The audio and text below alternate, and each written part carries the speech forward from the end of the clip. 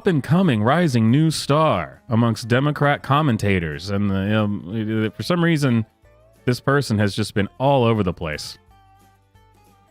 It is a 20-year-old named Harry Sisson? Harry Sissy? Something like that. Yeah, this is his account. The kid's got Joe Biden as his header. Man. But this kid claims to be Gen Z, not taking it anymore, man. He says, I'm a Gen Z voter, and I'd happily vote for President Biden again in 2024. He's supposed to be the face of, they're not taking it anymore. The youth are rising up, man. And, well, he's a little bitch. Which I know. You would not have guessed that. But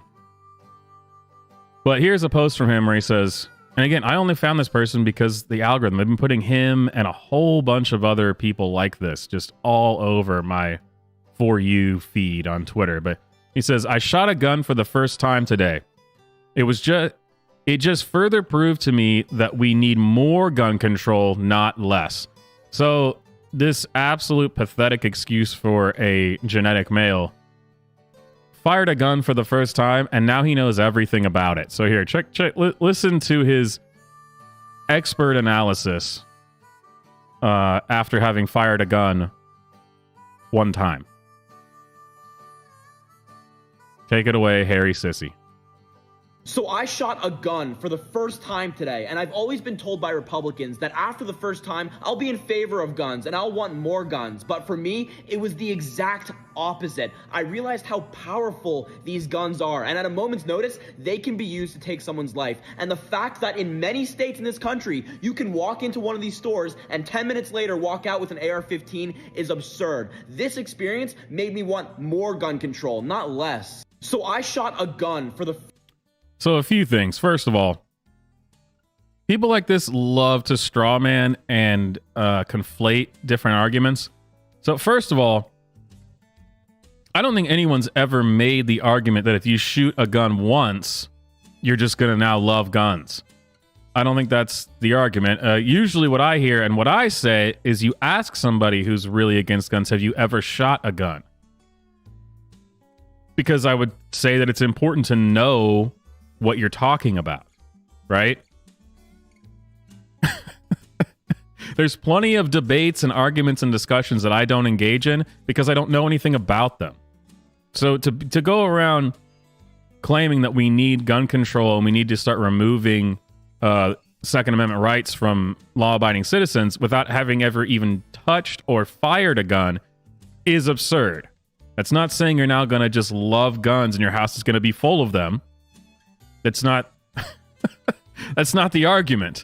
The argument is to try to show you that you have no idea what you're talking about. You don't even know, you've never even shot a gun.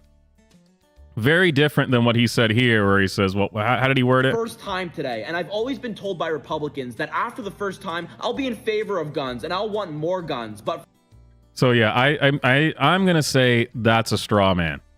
I'm gonna be in favor. No, it's more pointing out that you're kind of full of crap if you've never even shot one and you're all for gung-ho gun control.